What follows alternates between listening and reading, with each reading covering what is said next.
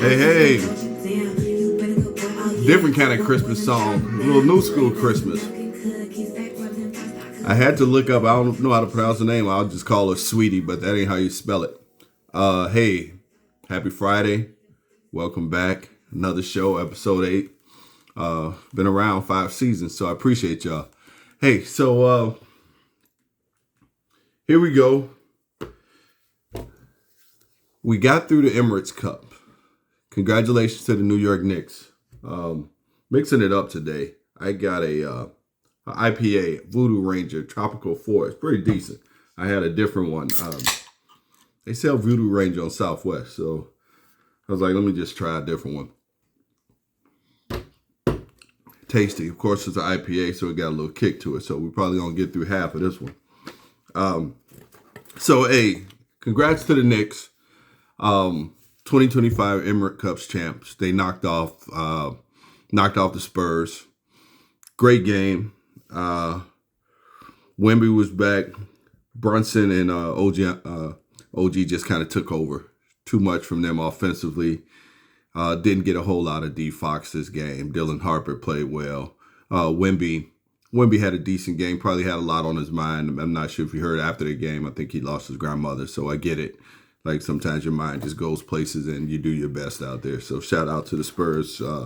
They still made some money. I think they got about $300K. The Knicks, that's $500K, man. They had a couple of guys on 2-way contracts, so that almost doubled up their salary. So that's a good payday. A lot of people. Before I get to this part, let's talk about. So the Spurs got there by beating the Thunder. Great game. Didn't see it coming because, I had the Thunder win it all. Probably good, though, they didn't win this. They would have been, we have yet to have a Emirates Cup and an NBA champion, same team. So this could be they lost last year. Maybe they'll come back and win the chip this year. They were exposed for their three-point shooting. This was one of the things we talked about last week. Like, if they have a weakness, it's the three-point shooting. They could knock down shots at the end of the game. Sometimes you just need those clutch shots. They couldn't hit them. So the Spurs knocked them off. The Knicks just handled the Magic. Magic were underhanded. No Franz Wagner. So that's an impact, right? They need him. They really need him. So that's how we got there. So Emirates Cup is over. So what do we think? Personally, I like the Cup. I think it's something new, something different. They played a championship game in Vegas. Everybody loves to go to Vegas. I think it's good for the game. Money always helps. Guys compete, right? Guys are competing during this. It gives some guys the chance to be a winner. I mean, just take, for example, let's just look at the Knicks. The Knicks ain't won nothing since the 1970s. So rightfully so, they were excited. Spike Lee, out of his mind, right? It's not an NBA champion, and I'm proud of the Knicks because the Knicks are not going to treat it like one. They've already said they are not hanging this banner up. Unlike previous winners, the Lakers and the Bucks, I believe, hung up the banner. To me, this is a great win, something to be proud of. It's sort of like winning a holiday tournament. Like, it'll go up in the gym somewhere, but you want that state championship tournament. So that's how I look at the Cup, right? It's nice to have. You put that up in the practice gym, right? A reminder, hey, we did do something good.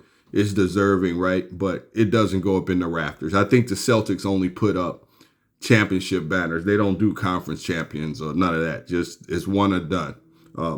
So I like it. So I know people have talked about, do they want to keep it? Do they make changes?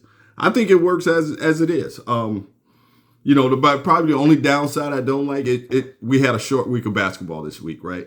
Because a couple of nights, those are the only games you get. Then they follow that up. So it's almost like a mini little holiday break. But that's all right. So it was good. Congrats to the Knicks. The rest of the week, though, even though we didn't have a lot of games, we had some good games. Now, one of the best games of the week and probably of the season was the Nuggets-Rockets.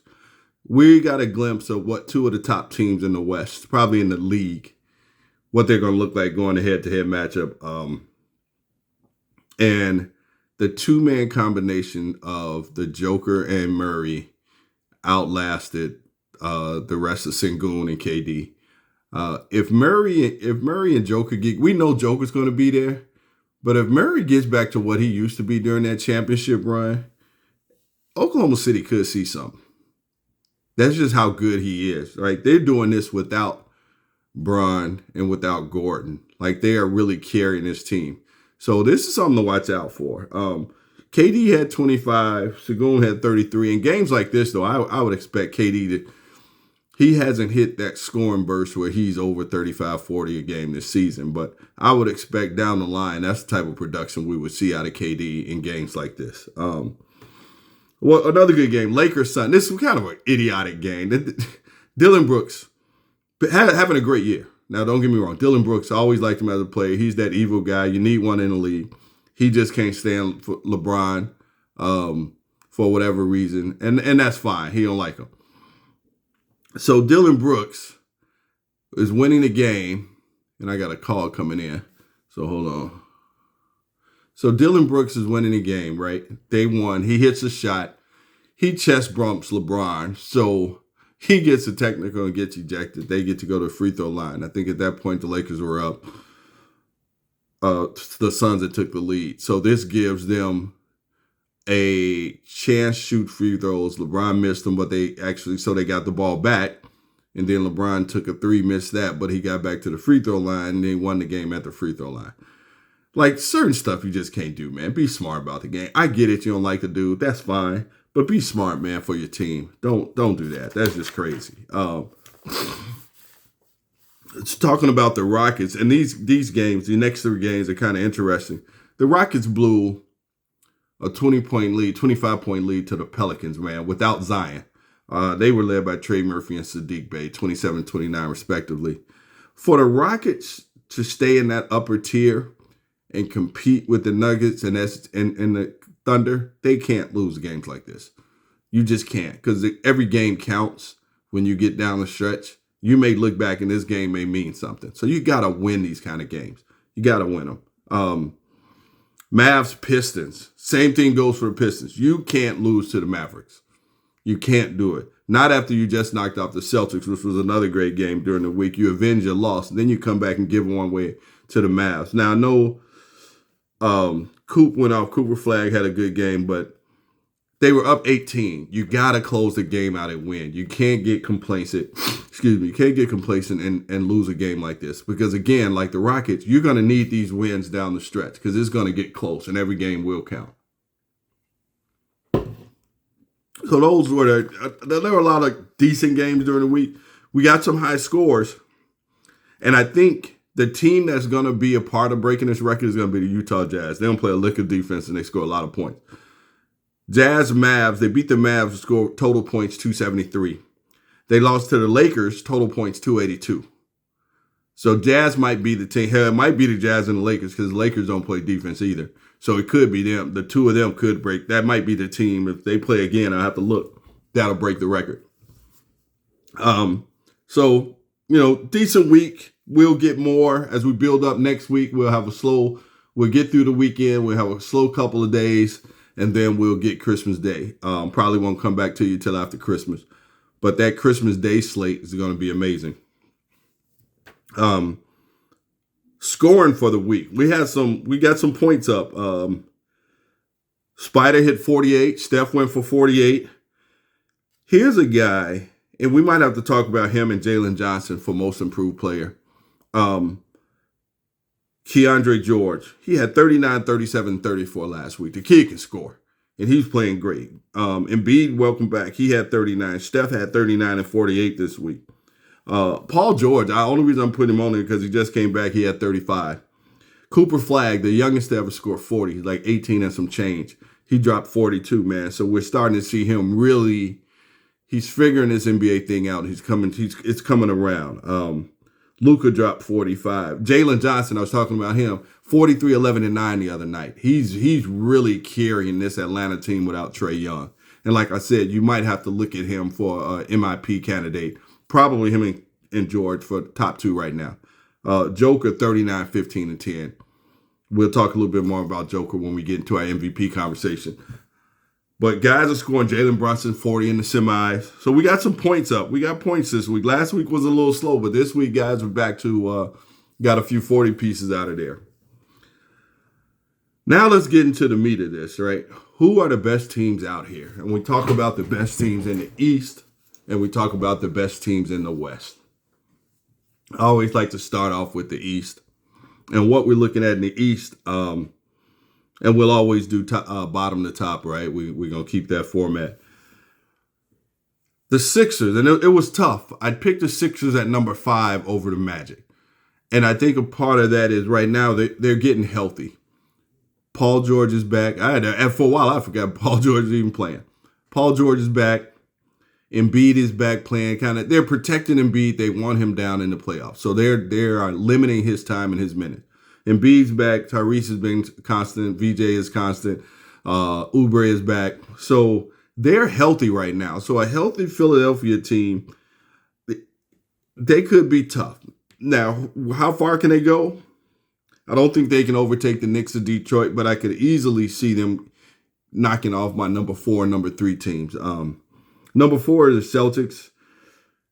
I think right now they're just playing above their heads. They're not that great of a team. I don't think they're living by the 3, and they do it well. They're shooting 43 threes a game. They're shooting 36%, so they score in volume. They lost to the Bucks and the Pistons last week. You know, the Pistons, I can understand. The Bucks, you got to beat the Bucks right now. They're down. You got to beat them. This is the same concept as what I talked about with the Rockets. Like certain games you got to win because when you get to that point in the latter part of the season, those games matter. You know, Jaylen Brown, he's carrying the load. Him and Pritchard are probably the top 2 players on the team right now. No Tatum coming back soon. So will the Celtics they'll make the playoffs? Championship contender? No. Will they knock off some teams and be annoying? Yes. That's what we're going to get out of them right now. So they're the Celtics. So I have the Celtics at 4. It's kind of close. I have Toronto at 3. And right now, the reason I gave them, because they beat the Bucks and they beat the Heat. So they had a better week. It could have went either way, but they had a better week. They did lose to the Celtics and the Knicks, but those are good losses. They won the game they're supposed to win. So tick for tat. But right now, I give them a slight edge over the Celtics, but not a big edge. Nothing amazing about this team. Just a bunch of similar type players. Like we talk about B.I., we talk about Scotty Barnes, you talk about R.J. Barrett, right? They got a couple of bigs, right? Nothing exciting. No, they probably won't even have an all-star. Nothing exciting, but the guys that just play together, they play well together. Number 2 of the Knicks, and, you know, fresh off the cup. But the Knicks, they have the recipe. They're plus 8.5 point differential. They got 6 wins in a row, including the cup, which doesn't count, by the way, against your record, right? The other games do, the cup doesn't. They're getting a little more point production from McBride and Clarkson off the bench, and I think that's what's really going to make the difference for them down the stretch, right? Can they have 7 to 8 guys that are really being productive down the stretch? And I think that's what they were missing early on, but I think now it's coming together. They put Hart back in the lineup. Mitchell Robinson's been healthy. So I like the Knicks. And Brunson's an MVP candidate too. So, and OG is back. So, and Bridges, Mikal Bridges has been playing well too. So the Knicks are, and they have even though they haven't won it, they have guys that know how to win on that roster, right? You got the Villanova boys. These guys know how to win. Brunson's won at every level. So the Knicks have the opportunity to go far this year. Number 1 are the Pistons right now. I'm going to stay with the Pistons. Like I said, that was a bad loss to the Mavs, but they did beat the Celtics. And I think the thing with the Pistons, like what I wanted to see from the Knicks as far as depth, the Pistons have. Like they have a deep roster. They can go 9 and 10 players. Ivy's been back for about 8 games now.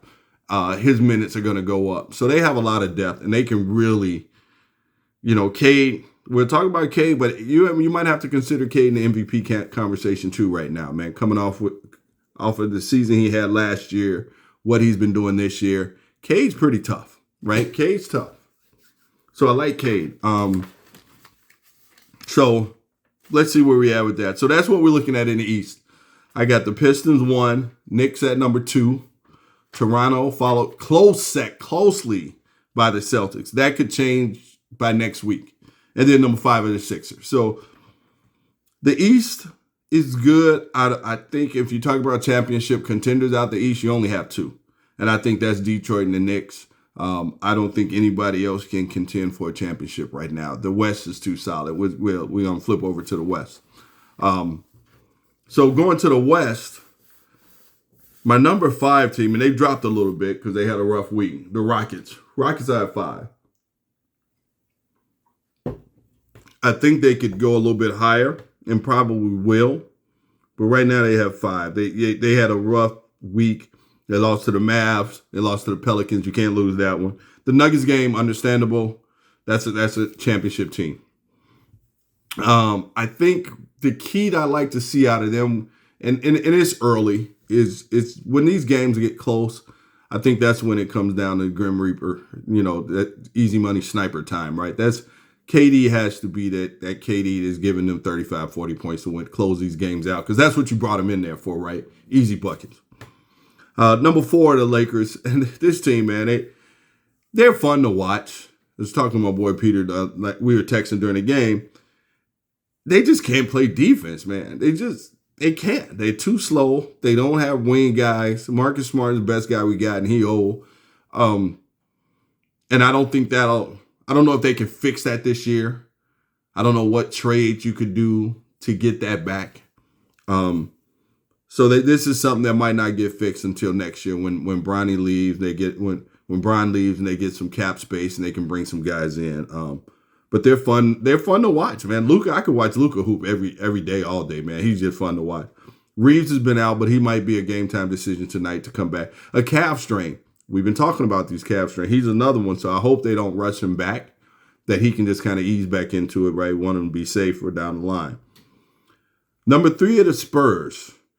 This is where the West is very strong and top heavy, because these next 3 teams, I think, can easily, and even the Spurs, are championship contenders. Wemby's back. He came back for the cup. Not starting yet, averaging, I think they got him like at a little minutes restriction, 20 minutes or so. But I figure by next week, by Christmas, he'll be playing his 30 or so minutes. And why this is important, this might be the first time this season that all their guys are back healthy now. So Harper's back. Fox is in the lineup. Wemby's in the lineup. You add that with Castle, Cornette been playing well, Champagne.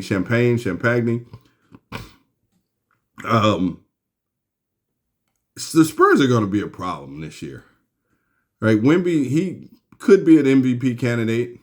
He's had some great games. He's had some average games, but let's see how he plays the second half of the season when we get to that point. But the Spurs definitely have to be considered as one of the top 5 teams in the league with those other 2 out of the East. Number 2 is Denver. And there's a gap. But right now, the 1-2 punch of the Joker and Murray, man, carrying this team is lethal. If Murray stays like this, stays healthy, Denver is definitely going to give OKC a run for this title this year. Joker, MVP candidate as well. Probably 1A, 1B in the league. We'll talk about it in a few. They're second in the league in plus or minus at 9.5. And the only reason they're second, that's second in the league. OKC is first in the league at 17 point difference, and that's crazy. But Denver's won it 6 in a row. So let's see how this plays out, man. Denver is very solid, and they're not even healthy yet. So when Gordon and Brown come back, man, this Denver could be a real big problem. And they're capable of running off 8, 9 wins in a row, right? And that'll get you, well, so is OKC. So that's kind of the problem right there. So number 1 is OKC. We keep talking about it. Ain't nothing to talk about. They lost this game. They're probably going to go off and win another 10, 11 in a row. We might not see another loss from them till 2026. Maybe in mid-January, somewhere they'll lose a game. I think at that point, if they get to a point where we're 40 plus games in and they've only lost 3 to 4 games, then we got to start talking about, all right, where do they rank? What can this team be? 13-0 at home. Like I said, 9 out of last 10 they lost to. They lost that game to the Spurs, and that was a close game. Points plus 17 point differential, man. That's the defense we talk about. Like, they lock down. They have defenders, right? They can make plays defensively and turn those defensive plays into offensive runs. And that's been the difference for them so far this year. That's why they won last year. So OKC stays number one. So that puts us at OKC, Denver, San Antonio, the Lakers, and the Rockets. Now, if I were to take that and combine it, how would I mix that up? I would probably say if I combine the East and West and gave you a top 5 overall, I'm still going OKC 1, Denver 2. I might have to stay SA as 3, man. I'm sorry, Mikey. I'll put Detroit 4, and I'll put the Knicks at 5. I don't think either team out of the East is better than the top 3 teams in the West. Detroit maybe 3. That's probably the best I could do right now. That's it. They're not better than Denver, though. They're not better than Denver. So that's what we look like right now. Like I said, we haven't seen a lot of change. I don't think we will with the top 3. I think it's going to be that 4 and 5. I think from a 6, 7, 8, these teams will make the playoffs. Maybe a spoiler here, a game or 2 here, but they're not going to no championship aspiration. Well, they may have aspirations, but they're not championship teams. So those are our teams. So we've talked about the teams. We talked about our scores, our games. So now as we always, the next 2 sections will be our MVPs, our top players in the league, and our top rookies, man. And the rookies are coming on. So I'm going to talk about the rookies here real quick. The rookies it's a 2-man race for Rookie of the Year. It's a 2-man race, and it's a close one. This could be a Grant Hill, and this is actually, I'm going to bring this up, but it bothers me to this day. This could be a Grant Hill, Jason Kidd deal, but neither one of those were the Rookie of the Year that year. So it was Big Dog Glenn Robinson. But this could be a co-Rookie of the Year type deal, man. But on the top 2. Number 5 is VJ. And I know VJ came out hot early in the season. But guys are healthy. It was just him and Tyrese at the beginning. And he stepped up and showed that he can play in this league. Last 2 games, he's averaging 15, 6, and 4. Last 2 games, he's had 26 and 22. 15 for the month of December, playing about 35 minutes. So he's solid. Production's been down from the start. Still top 5, probably going to be all rookie team. It's just some of these other guys have really stepped up their game. Number 4 is Dylan Harper. He had that little break where he was out. He's back. And he's only playing 22 minutes a game, man. He's not even getting a lot of burn. He's not starting. He's one of the few rookies coming off the bench now. But he's averaging 22 minutes, but he's averaging 14, 3, and 4. You prorate that out, he's probably leading all rookies in scoring based on 40 minutes a game. Per 48, I should say. So Dylan's 4, and San Antonio's playing great, and he's actually a part of that rotation, man. So he has an impactful role right now with the league, with the team. Number 3 is Jeremiah Fears, man. He stepped into his starting spot. He has 3 20-point games for the month. He's averaging 15, 3, and 3. He's just on a bad team, playing about 26 minutes. They're just a bad team. So hopefully they make some changes. I'm guessing Zion, this is probably it for Zion. He'll be gone. So maybe they make some changes, bring in some leadership, some vets, and kind of retool this team. So Fears comes in at number 3. The top 2 right now, I'm going to still keep Flag at number 2. But he's closing the gap very quickly on Canepo. Flag is number 2. He's averaging 18.6, 6, and 3. His last 3 games were 23, 42, and 22. He's averaging 24 points for the month of December, 24 a game. And again, remember, he's a primary ball handler in this offense that they're running. He's the second leading scorer on the team behind AD, and it's actually closer than you think it would be. So Flag, I think we're going to see a lot more scoring out of him now. I think he's gotten comfortable. His adjustment period is over. I think he understands stuff now. But number 1 is Canepo, man. And this kid, I watched him play the Bulls the other night. He torched the Bulls. I mean, lit him up. He can shoot. He's got a mid-range game. He can handle the ball. He's not athletic like Flag, but he can play. I mean, he can still jump. He can get up. Flag's just kind of one of those dudes, man. He's one of those like I'm trying to think of somebody I could compare him to, but Kneppel can play. Kneppel's at 19.4, and the reason I put that 19.4, I wanted you to show how close him and Cooper are. 19.4 versus 18.6. 19.5 and 4. Last 3 games, he's been on a burner too. 28, 29, 33. So these two guys are hooping, man. And I think this is the Duke boys. They did it at Duke. Now they're doing it in league.